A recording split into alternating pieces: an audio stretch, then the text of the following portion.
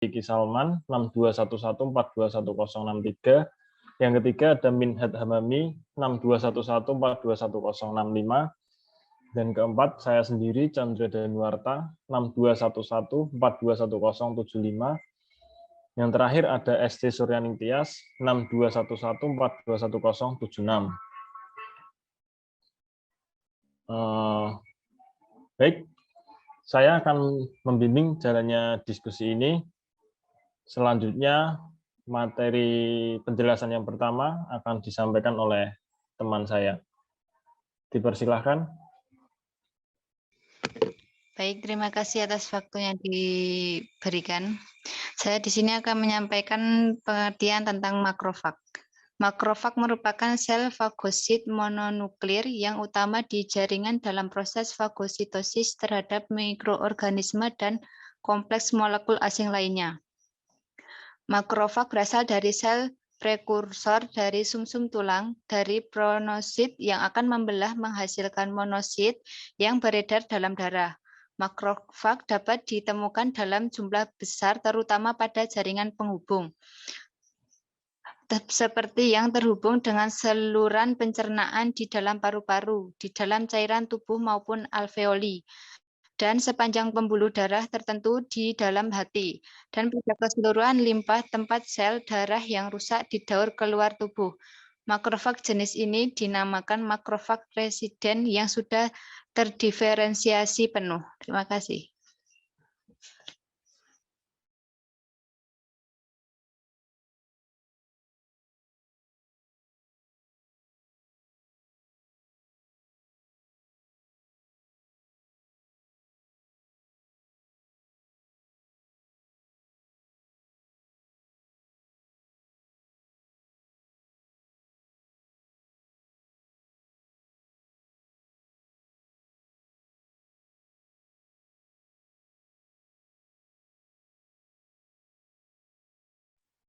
Selanjutnya, dipersilahkan.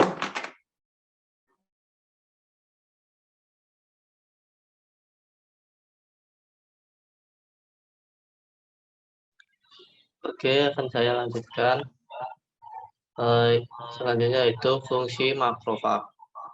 Makrofag sendiri itu memiliki dua fungsi utama, yaitu menghancurkan antigen dan menyajikannya kepada limfosit T. Karena memiliki antigen presenting cell atau disebut ABC, makrofag juga penting untuk berfungsinya respon imun. Mereka memproduksi dan melepaskan zat yang menginduksi produksi sel yang terlibat dalam proses inflamasi dan kekebalan. Terima kasih.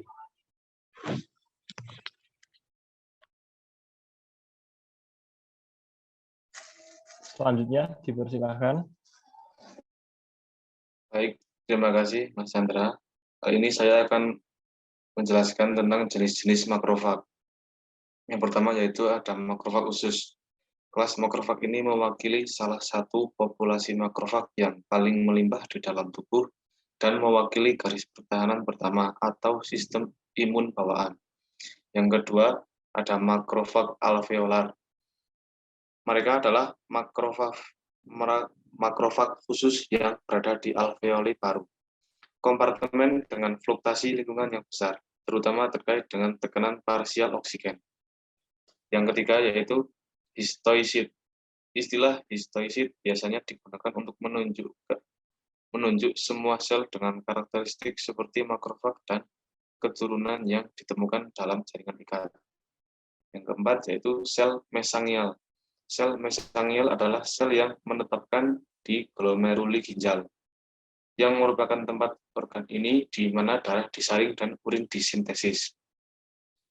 Yang kelima yaitu sel mikrogial. Mereka mewakili 20% sel dalam sistem saraf pusat dan secara morfologis imunofenotipik dan secara fungsional terkait dengan sel-sel dari garis keturunan monosit atau makrofag. Kemudian yang terakhir yaitu osteoklas. Osteoklas adalah sel-sel milik jaringan tulang yang bertanggung jawab untuk proses yang dikenal sebagai resorpsi tulang. Penting untuk homeostatis jaringan ikat ini, selama dan setelah osteogenesis. Terima kasih.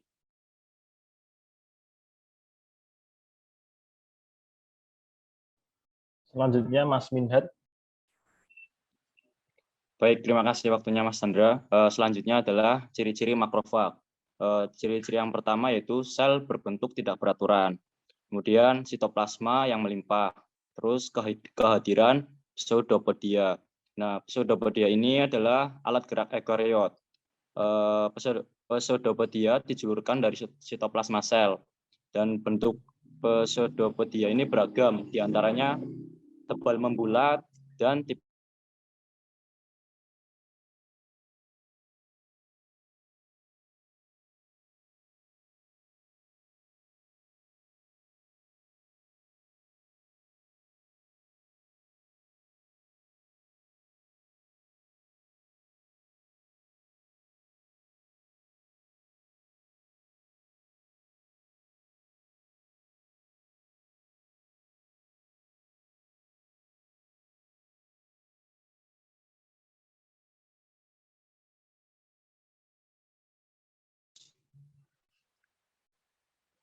Selanjutnya adalah ciri-ciri makrofag.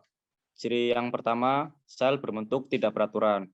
Ciri yang kedua, sitoplasma yang melimpah. Dan ciri yang ketiga, kehadiran pseudopodia. Nah, ini adalah alat gerak eukariot. Pseudopodia dijulurkan dari sitoplasma sel. Bentuk pseudopodia beragam, diantaranya tebal, membulat, dan tipis meruncing. Pseudopodia berfungsi sebagai alat gerak dan memangsa makanan. Kemudian yang keempat, memiliki inti tunggal. Dan yang terakhir, diproduksi di sumsum tulang belakang. Saya kembalikan, Mas Chandra.